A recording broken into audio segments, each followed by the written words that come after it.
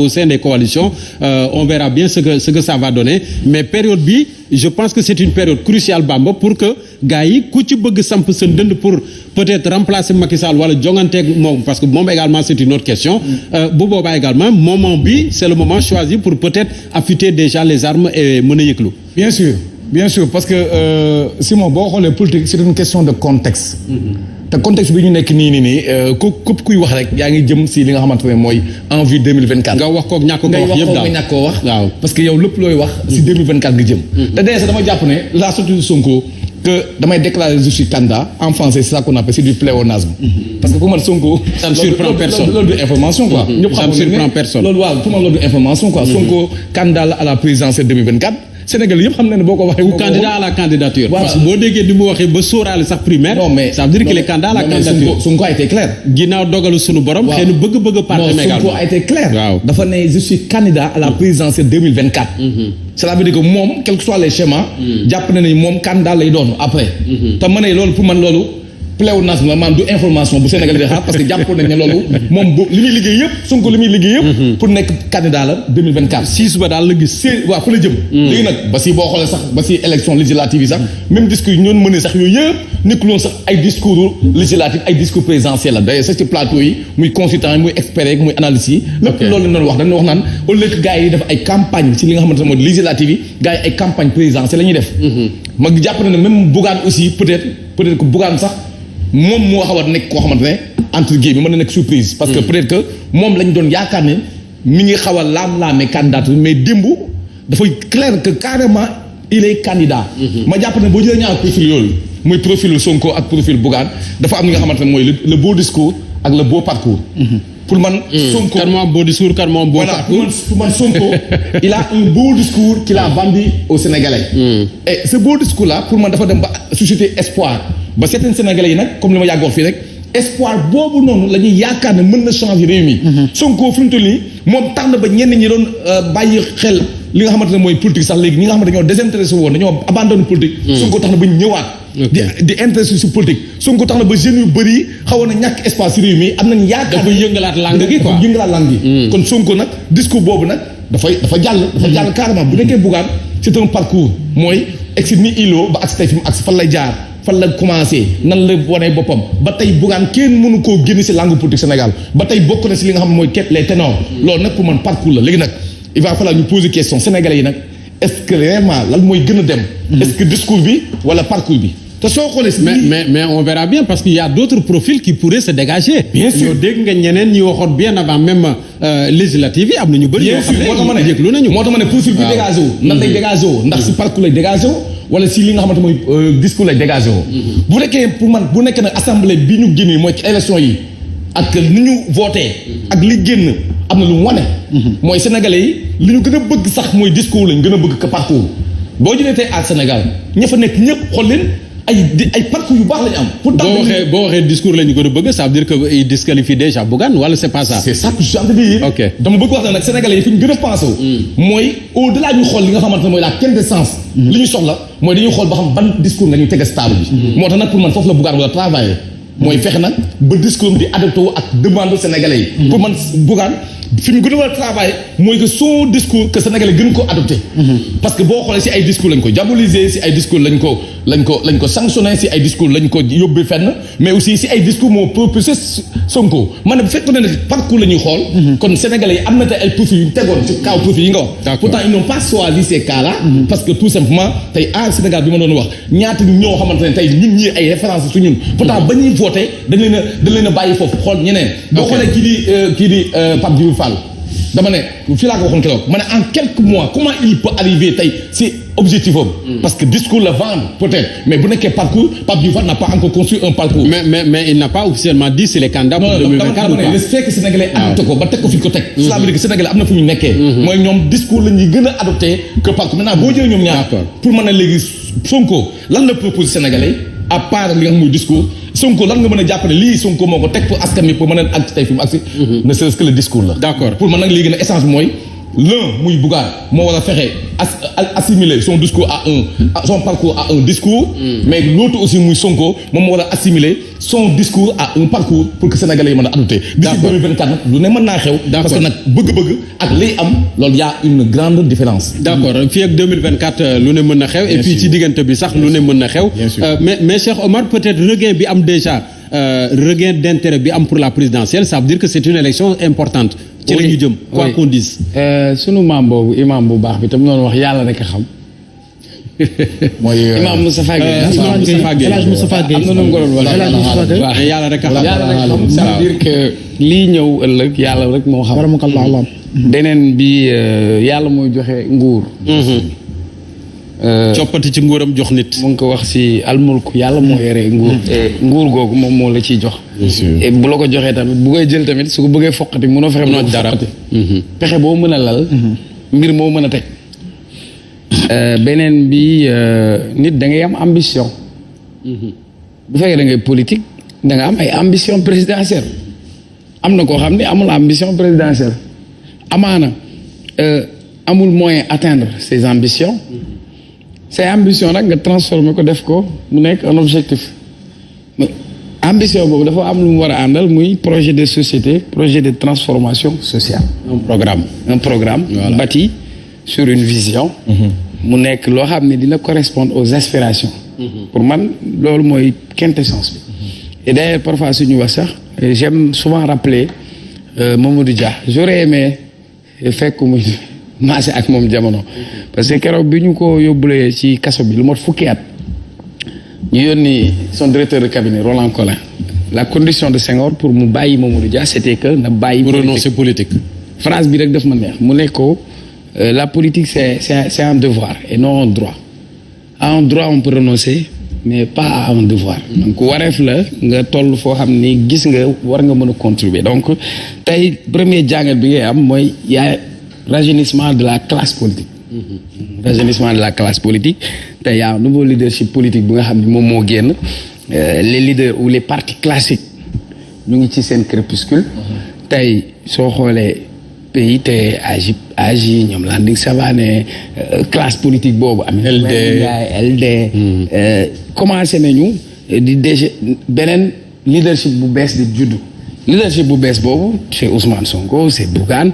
Dans ce nouveau leadership tu pourras citer Abdourahmane Diouf tu pourras citer Thierno Alassane Sall Pape Djibril Fall et cetera et c'est un processus normal beneen bi Ousmane Sonko bu nee candidat la loolu mooy géej gi am na ndox. bien sûr mooy li kii doon wax sànq. waaw mais interrogation bi mooy lan moo tax mu génn wax ko. ci moment bi. ci moment bi. peut-être projection politique la moom am na lu mu porté.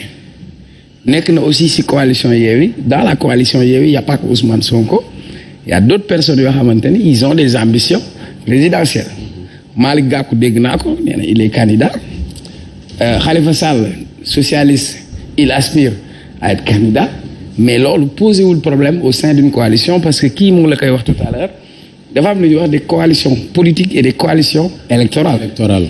élection bi législative la woon mais dafa amoon enjeu. parce que législative bi moo doon permettre ñu redistribuer carte politique yi. mais aussi mën naa jàpp ni moom moo nekkoon match aller donc ça veut dire que enjeu bi ñëw ci présidentielle bi dafa nekk présidentielle bu ouverte bu complexe. bu complexe parce que tout simplement le président sax mooy gën a ouvert que yeneen yi fi jaar. voilà le président sortant kenn xamul ndax day présenté wu wala du présenté wu lu si nit wax. ci sa xalaat nga koy wax wala ci sa analyse parce que ba tey leeralul. ci sa njort bopp leeralul position ñu ngi natable ndax day wut un poulain wala dafay mat ne day dem présenter wu ça c'est un beneen bi laay laa dit si on a des candidatures plurielles de l'opposition pousser le président sortant mu dem deuxième tour classement naturel mooy am après les gens seront obligés dans leur démarche dem xool kan moo nekk l'opposant le plus mieux placé pour nga jàppale ko. S'agissant de Bougane je crois que la première chose à 2 reprises c'est un problème de parrainage moom ak ay nitam jàpp nañ ni chaque fois état bi ñoom dañuy déranger ba ñoom ñu mën leen a filtrer wala c'est une candidature qui dérange mais là il doit faire plus de rigueur et d'organisation ci seen mbir par exemple j'ai apprécié par exemple poste de santé nga dem ak ce mouvement nga dem rétablir ko ci ses propres moyens pour moi c'est assez symbolique ça veut dire que loolu kenn du natable ni bëgg nga sa réew. kenn du natable ni bëgg nga sa réew parce que fu nit ñi soxlaa du point de vue social di nga taxaw fu nit ñi soxlaa mbënd am nañ nga jël sa alal sa dërëm nga def ci. mën na ci am un retour politique quoi. dividende politique mais aussi c'est un excellent communicant. donc munoo jël un parcours rek teg ko à côté parce que le parcours rek am na nu muy mel parcours bi waxal na boppam du dëgg mais pour man fii ñu jëm c'est des candidatures à la candidature qui sont ouvertes. beneen bi laay mboobu di wax naan ay primaires il faut aller ailleurs pas au Sénégal parce qu'on n'a pas atteint cette maturité démocratique où on a une démocratie interne parce que ici le parti ou le mouvement se conjugue à une personne. Non, c'était pas le parti socialiste. Le parti socialiste en 2012. Le PDS bi ñu koy def. mais qui n'avait pas abouti. mais ça n'a pas abouti en 2007. C'était en 2007. Et le PDS avait fait des primaires mais boobu comme Karim Wade était en prison et il fallait mettre en place une stratégie pour mettre mieux la pression. Et en parlant du PDS, le cas Karim Wade, en parlant des cas, le cas Khalifa Sall. Bien sûr. Parce que ñoom ñaar ñëpp empêché nañ leen pour ñu nekk candidat. Moi j'ai toujours dit que on a utilisé le système judiciaire pour les écarter. Mais tey Ablaye Wade def na une sortie. Le PDS a fait une sortie pour dem seen vente de cartes seen. dinañ ci ñëwaat. donc tey tu ne peux pas parler des autres candidatures sans parler. bien sûr donc bii nag c'est une compétition très ouverte. ba pare benn problème bi moo ci am et j'ai entendu Bougane le dire tant que opposition bi déggoowuñu ci yenn principe bi pour ñu am une élection transparente organisation bu libre mais fichier bu correct personnalité neutre bu organiser élection Macky va encore choisir ses propres adversaires comme il l'a toujours eu à le faire. Mais peut-être qu'il y a certaines candidatures à la candidature qui émergent déjà en attendant de savoir ndax filtre dina am wala du am ban xeetu filtre moo nar a am bu dee dafa nar a am mais ce qui est sûr c'est que candidats yi du yem ci ñi ñu dégg gum nii. Effectivement. Il y a peut-être même des candidatures surprises yoo xam ne war nañ ko mën a sóoraal parce que 18 mois gàtt na gàttul. Effectivement et je crois bien que loolu booy xool élection présidentielle yu fi jàll yëpp il y a toujours eu des candidatures surprise. defe naa ni 2012 yàggoon nañu tudd avant sax muy def sa déclaration officielle. presse bi di ko bind di ko junju. ba Ibrahima Fall wëlbatiku def véritablement sa déclaration de candidature. sous la houlette justement du groupe que gérait justement le professeur Bouba Diop ñu koy nuyu au passage. et d'autres éminents intellectuels. donc ça veut dire quoi en réalité ça me permet de revenir en arrière avec ta permission Simon pour dire que la politique ce n'est pas de l'intelligence. Je la définis comme telle. Par rapport à man, je dis que la politique ce n'est pas de l'intelligence, mais c'est une réflexion active, mais c'est une réflexion spontanée mais active. Donc et dans un contexte bien déterminé. Et dans un contexte bien déterminé. moo tax ma waxee ko noonu. parce que boo xoolee Bamba, il y a eu des gens qui ont eu des parcours exceptionnels. Bien sûr, c'est vrai. Tu prends ki nga xam ni il a créé le premier parti de gauche au Sénégal Majmout Diop à travers le manifeste du PR en 1957. Si tu prends aujourd'hui Abdoulaye Bathily bi nga xam ni nekk na clandestinité ba dugg si li nga xam ne moo di multipartisme intégral. boo jëlee Seydi Cissokho premier secrétaire général kii nga xam ne moo di PIT ba si ay Cheikh Anta Diop. mais c'est des personnalités qui ont des parcours exceptionnels. par rapport ak li nga xam ni moo di liggéey. fu ñuy liggéey ak li nga xam ne mooy xeex yi nga xam ne def nañ ko par rapport à des acquis démocratiques au Sénégal mais également par rapport au mouvement indépendantiste justement en Afrique de manière globale de véritable panafricanisme mais malheureusement qu'est-ce qui n'a pas porté est-ce que c'est le parcours ou est-ce que c'est le discours et pourtant le discours et pourtant le discours j'allais dire les discours mais étaient d'une sommité extraordinaire par rapport à leur contenu et par rapport à leur contenant et par rapport à leur orientation xëy na man xaw ma ko parce que jamono jooju amaana ndaw lañu wala boog judooguñu mais boo demee defi recherche tu trouveras des écrits ak yeneen discours yoo xam ne yëkkati nañ ko mais attends tu te poseras des questions ne lu tax sénégalais choisir ñu woon kii parce que tey jii bu ñu tudd Cheikh Anta Diop ak li mu jàll ak li mu wax ak li mu def ak lu mu jëf bu ñu ko xam partout à travers le monde Cheikh Anta Diop gis nga ni il n'a jamais été président voilà il n'a jamais été président mais là foofu est-ce que tey soo xoolee comme moom li muy wax tu regardes les trajectoires quelqu'un comme Abdoulaye Wade il savait s'adresser à la masse quelqu'un comme Abdoulaye Wade il savait mobiliser il savait drainer le monde mais quelqu'un comme Abdoulaye Wade il a fait preuve de détermination. Effectivement. Il n'a jamais lâché. Abdoulaye Wade a participé à peu près à 5 élections où il a perdu. C'est même vers la fin que finalement qu'il devient l'homme de la situation. Parce que ban discours le tenir. Là où les autres peut-être ils étaient un peu dans l'élite, ça n'a pas marché. Par exemple, tu regardes quelqu'un comme Abdoul Mbaye par exemple. Sénégalais dañ koy am benn genre buñ koy collé. Qualificatif. On va le dire neexu tubaab. Mais tu regardes quelqu'un boo xam ni bi ngay nekk ndaw 25 ans ngay nekk directeur de banque, tout son parcours, tout son background, tout son CV. Mais ça veut dire que électorat moo nekkul lu nit mën a natt wala nit mën a xayma. Xam nga am na koo xam ni Simon neex na ko parce que Simon réem neex na ko. Am na koo xam ni Ablaye Mbow neex na ko parce que Ablaye Mbow li muy wax moom mu ngi ciy gis boppam mu ngi koy atteindre. Donc ça veut dire que comme am na suma benn xarit bu ma woowoon dafa nekkoon ci liste bi ma woowee ne ma man kat nee nañ ma damay piocher si ma ne ko non affaire yi moom napp la rek ku nekk da ngay dem ci géej gi ku nekk nag ak sa mbaal ku nekk ak ki ngay mbaal ak na nga koy mbaale. Maintenant nag à 15 mois des élections baax na nga tàggat sa bopp comme moom Ablaye Mbow li mu wax sànq mooy gën a dem ci biir Sénégalais. Macky Sall pour mu nekk candidat il a fait le tour du Sénégal il est allé kenn sóoraale wu ko kenn séntu ko mu liggéey li muy liggéey ci suuf ba résultat boobu la apporté. Ça c'est la méthode Macky Sall. Voilà. Parce que xam nga tamit en politique il y a toujours ce qu'on appelle des stéréotypes. Par rapport li nga xam ni moo di comprendre même la sociologie de la masse électorale. Parce que c'est important parce que ñu bëri duñ ko sóoraale. Voilà boo ko comprendre amaana di nga mën a sortir du lot. Et je crois bien que comme ni nga wax par rapport à Sonko et comme pour reprendre Bamba, mais c'est ce discours qu'il a compris pour véritablement dégager toute forme de stéréotype ba pénétrer véritablement li nga xam ne moo di la conscience des masses. Parce que boo xoolee basculement bu am dans la diaspora en réalité parce que eux ils se disent que non il peut être l'homme de la situation par rapport au changement que l'on attend au Sénégal. Mais il appartiendra aux autres candidats qui vont se dégager également dugg si waxuma la de faire du Sonko mais de faire par rapport ak li nga xam ne moo di seen conviction personnelle par rapport à seen parcours ak par rapport ak li nga xam ne moo di orientation bu ñu bëgg a jox li nga xam ne moo di considération politique yi pour mën a atteindre véritablement les masses. Parce que xam-xam en réalité comme ni ñu koy waxee rek boo ko doon seet dañ la naan par exemple si biir ñi nga xam ne ñoo di parti gauche yi mais dañ la naan une personne c'est une pensée mais 2 personnes c'est une idée 3 personnes c'est un parti politique. Donc loolu si lan lañ koy tëgg si xam-xam en réalité parce que lu ret xam na nu ñu koy doxalee mais dans tous les cas li am solo moo di langue politique bu Sénégal dafa am benn redéploiement boo xam ne aujourd'hui ceux-là qui sont plus jeunes ñoo nekk au devant de la scène. Il leur appartient comme pour faire une alternance générationnelle politique. Qu'il s'agisse de Gëm Sa Bopp qu'il s'agisse de Pastef qu'il s'agisse de République des Valeurs qu'il s'agisse d'autres organisations politiques du grand parti ak yu demee noonu.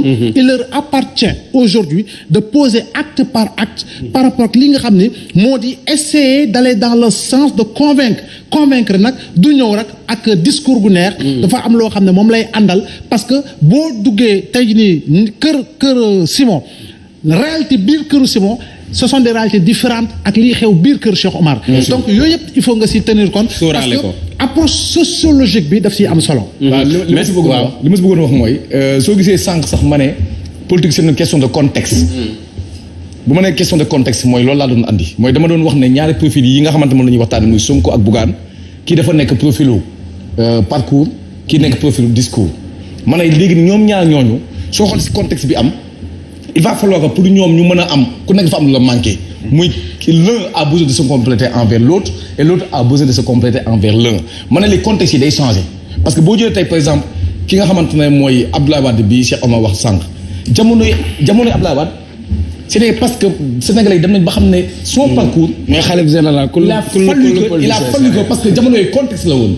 il a fallu que tey ñu xam ne kii jaayante na am na fu mu jaar am na expérience politique am na lu mu defoon ba Sénégalais xam ne kii nag léegi il a mérité d'être un chef de l'État ñu fal ko boobu contexte boobu la woon tey boo jëlee Macky Sall bi ngay wax. mais Wade à mon avis il a mêlé discours et parcours. Bien sûr parce que son discours benn moom moo ko doon résumé. benn moom moo ko doon résumé c'est soppi. kon ngay dégg moo tax ma ne. soppi c'est tout un discours. Ousmane Sonko a trouvé une trouvaille pour parler de système. anti-système. Comme dégg nga voilà. moo tax si dégg naa la. voilà léegi nag dans ton analyse. ma ne il faut que benn bii nga xamante am nga ko yow. muy am nga parcours. di nga ko mêler ak discours. yow am nga discours mêler ko ak parcours. dama ne te boo jëlee Macky Sall. jamono bi mais ça ne veut pas dire forcément que ñaar yi dañuy ànd. déedéet. voilà non mais ku nekk ak li la manqué. mais xam nga su fekkoon tey dañ koy adopté si marketing politique. c'est-à-dire chacun est un produit qui doit se vendre. mais booy jaay sa bopp da ngay xool yow sa attribut yi nga xam ne moom mooy avantage yi nga gën a soxla mais da ngay xool marché bi lu mu soxla c'est-à-dire électeur bi ban profil la soxla lan la bëgg a dégg discours boobu la gars yi. mais loolu la wax ñaari yooyu la tegal y a le discours et le profil. kii manqué na lii na ko am ci keneen kii manqué na lee na ko am ci keneen ki. moo tax sànq ma ne wax mbaw na ko. question de contexte la. effectivement. mooy jamono Ablaye Wade bi. il a fallu nga xam ne kii am na background. pour que mu am li mu am. jamono parce que moom yàggoon na bëre. mais mosul am na bi def na tour du Sénégal bi nga wax sànq loolu may na ko mu agsi fu mu agsi mais tey ci jamono bi ñaata nit ñoo fi def tour du Sénégal. Bougane a fait le tour du Sénégal. Sénégal a fait le tour du Sénégal. Pourtant ils restent comme ils sont. parce que loolu nekkatul contexte bi. contexte bi mooy il faut vendre l'espoir. il faut vendre un discours. léegi nag maintenant est-ce que discours boobu bi nga wax sànq est-ce que discours boobu dafay doy. mooy li nga wax sànq mooy li ngay wax que ñoom Simon mën na bañ a valable li ngay wax que ñoom Cheikh Omar. léegi nag est-ce que discours dina doy en tout cas sénégalais fi ñu toll nii boo xoolee ni ñuy voté. mooy discours la ñuy gën a xaar. bu susciter l'espoir. que un parcours. mais nag attention également aux fausses illusions. Ouais. parce que contexte bi également mën na yóbbee ñu bëri ne. man mii kat léegi moom nangam. damay ñeme damay plonger. mais Simon mais faf nga plonger nag nga xam ne yow da nga doon nax sa bopp. mais Simon affaire bi je crois que su fekkoon discours rek la. c'est que parfois ñiy def politique dañuy foog ni ñoo